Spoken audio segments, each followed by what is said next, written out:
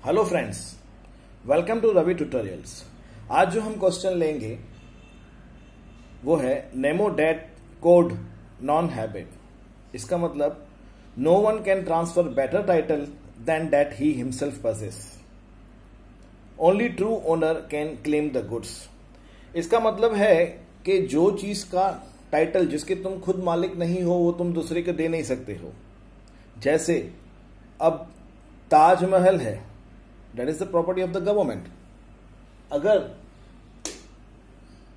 वो कोई आदमी कहे कि मैं तुम्हें वो दे देता हूं, अरे भाई तुम कैसे देगा? जब वो प्रॉपर्टी तुम्हारी खुद की है नहीं तो वो तुम कैसे दूसरे को दे सकता है? सेम प्रोसीजर यहीं पे अप्लाई होता है। इसका एक्सेप्शन है when the title is acquired by estoppel। अगर टाइटल किसी estoppel ने दिया है तो वो एक्सेप्शन रहता है। जैसे अगर कोई दुकान पे जिसका मालिक मैं नहीं हूं, मैं जाते रहता हूं, वहां पे मेरे दोस्त का दुकान है, मैं डेली जाता हूं, उनसे मेरा रिलेशन बहुत अच्छा है, मैं बैठा हूं उनके साथ, और जब मैं उनसे चिटचट कर रहा था बैठ के, तब मेरा कोई रिलेटिव आ जाता है, वो मुझे देख रहा है, वो कहता है कि ये दुकान तुम्हारा है। मैंने कहा हाँ मेरा है। बगल में दो मालिक बैठे हुए हैं, उन्होंने कहा कि हमें इस दुकान से ये फैन चाहिए।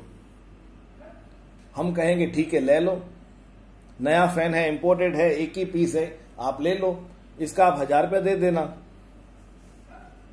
तो इससे क्या हो गया कि हम अपनी बातों पे बंध गए। मैं जो हूं, जो मैं डेली जा रहा हूं, अपनी बातों से बंध गया, क्योंकि सामने जो मेरे दोस्त बैठे हैं, जो मालिक हैं, उन्होंने कुछ नहीं कहा। अब दूसरा कस्टमर सामने खड़ा है, बोलता है यार मैं तुमको 1200 देने को तैयार हूं इस पंखे का। हालांकि वो जो मालिक है वो 200 रुपये ज्यादा कमाएगा, लेकिन फिर भी हम उसको ये पंखा दे नहीं पाएंगे। वो बोलेगा मैं मालिक हूं तो मेरे कस्टमर को जाना चाहिए। सामने वाला बोलेगा जब ये खुद को मालिक बता रहा था तब तू चुप था, अभी तो अपने शब्दों से मुकर नहीं सकता है। तो ये एक्सेप्शंस ईस्टॉपल का मतलब यही रहता है। दूसरा एक्सेप्शनल है मर्केंटाइल एजेंट। मर्केंटाइल एजेंट वो रहता है जिसको प्रिंसिपल की अथॉरिटी मिली होती है। वो एजेंट कहीं पे भी जाता है, रिप्रेजेंट करता है प्रिंसिपल को।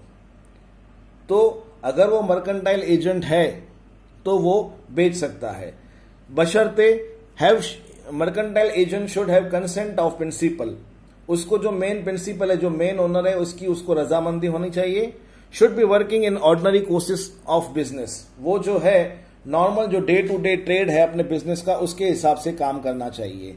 नेक्स्ट एक्सेप्शन है ज्वाइंट ओनर। ज्वाइंट ओनर वो रहते हैं जो एक ही चीज के 2-3 ओनर्स मालिक रहते हैं, उनका अधिकार है। अपन को ओनर भी बोला जाता है उनको। एक ओनर को वही सेम पावर रहता है जो दूसरे को रहता है। अगर जॉइंट ओनर ने, किसी एक ओनर ने वो प्रॉपर्टी बेचा है तो वो वैलिड माना जाती है, बशर्ते उसमें कंसेंट, जो बाकी के जॉइंट ओनर्स हैं उनके कंसेंट होनी चाहिए, उनकी रजा होनी चाहिए। ठीक है भाई बेच दो, इसको पावर दिया गया हो। नेक्स्ट आता है इन पोजीशन अंडर वॉइडेबल कॉन्ट्रैक्ट। किसी के पास अगर पोजीशन ऑफ गुड्स है under voidable contract. Voidable contract कौन से होते हैं? जिसमें खरीदार की रजामंदी पाई जाती है by the force of coercion, undue influence, misrepresentation और फ्रॉड। ये सब चीजें करके अगर मैंने किसी की रजामंदी पाई है तो वो कॉन्ट्रैक्ट जो है वॉइडेबल रहता है। अब अगर वो वॉइडेबल कॉन्ट्रैक्ट किसी कोई चीज मुझे मिली है और मैं सामने वाले को बेच रहा हूं तो वैलिड मानी जाएगी, बशर्ते वो जो है गुड्स वो पहले मैं उसको बेच देता हूं कॉन्ट्रैक्ट बने हुए कैंसिल होने से पहले।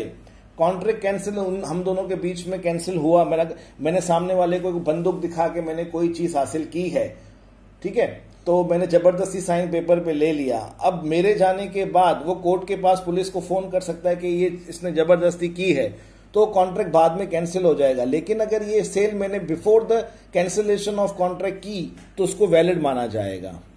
नेक्स्ट है sale by seller in position of goods after sale. ठीक है, आफ्टर सेल मतलब अब देखो, मानो ए और बी जो हैं,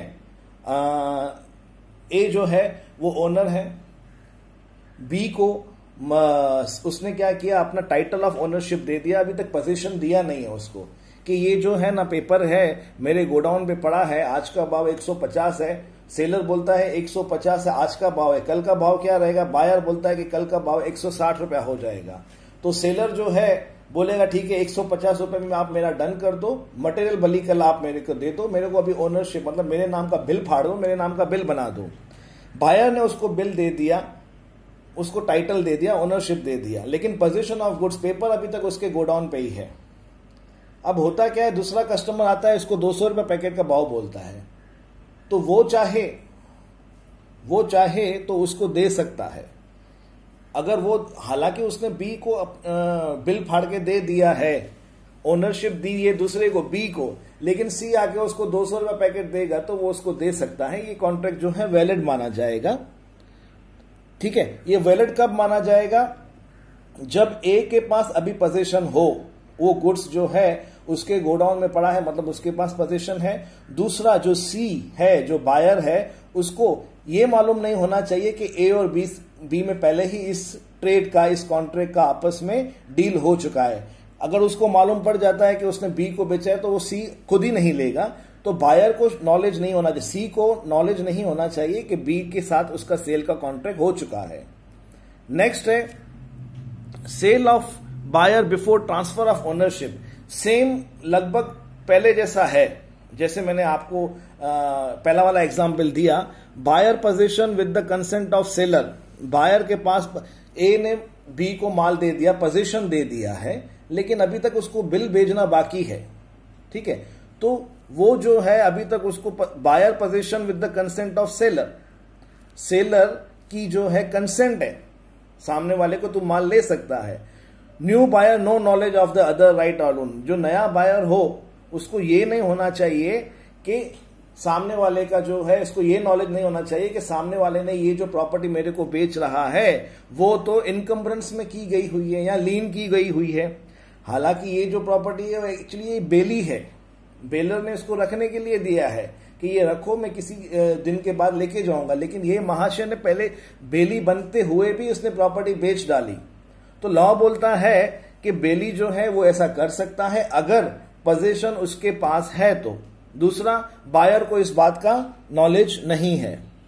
नेक्स्ट आता है अपना अनपेड सेलर। अनपेड सेलर वो रहता है जिसको अभी तक उसके ना पेमेंट बाकी है कस्टमर के पास, तो अब उसकी पेमेंट बाकी है या हाफ पेमेंट बाकी है या कुछ बिल ऑफ एक्सचेंज जो है उसका डिसऑनर हो गया है, चेक डिसऑनर हो गया है, सामने वाली पार्टी अभी तक उसको पैसे दे नहीं रही है, वो चाहे तो अपना सारा मटेरियल रिटर्न उससे ले सकता है और वो मटेरियल जो ले आया वो दूसरे को बेच सकता है। दूसरा कंडीशन जो मैंने बताया है वो है मार्केट ओवर्ड। ठीक है, मार्केट ओवर्ड जो है वो ये चीज है कि according to the custom of the market, according to the custom of market, इसका मतलब है कि अगर मार्केट में यूसेज है, हमारे ट्रेड में ऐसे माना जाता है कि पूरे मार्केट को मालूम पड़ गया तो मैं मालिक हूं, तो that will be valid in the law. और ये मैंने देखो लाल अक्षर में लिखा है, all above exception requires that buyer should have acted in good faith. ये सभी जो मैंने आपको 8 एक्सेप्शन बताई है उसमें ये जरूरी है कि बायर ने अपने गुड फेथ में काम किया हो और उसको ये अभी तक मालूम न पड़ा हो कि कोई नोटिस कि दूसरे आदमी को ये माल मटेरियल सेल हो चुका है, ये उसको नोटिस जो है अभी तक पहुंचा नहीं हो, उसको कोई इंफॉर्मेशन नहीं मिली हो। तो ये सब कंडीशंस पे एक्सेप्शंस ऑफ द ऊपर जो मैंने आपको बताया, no one can transfer better title than that he himself possesses, ये सारी 8 एक्सेप्शंस हैं। होप आपको ये वीडियो अच्छा लगेगा। सब्सक्राइब करें, बेल आइकन को प्रेस करें, लाइक्स दें। ये एक्ट आपकी हमें और वीडियो बनाने के लिए इंस्पायर करेगी। थैंक यू वेरी मच, धन्यवाद।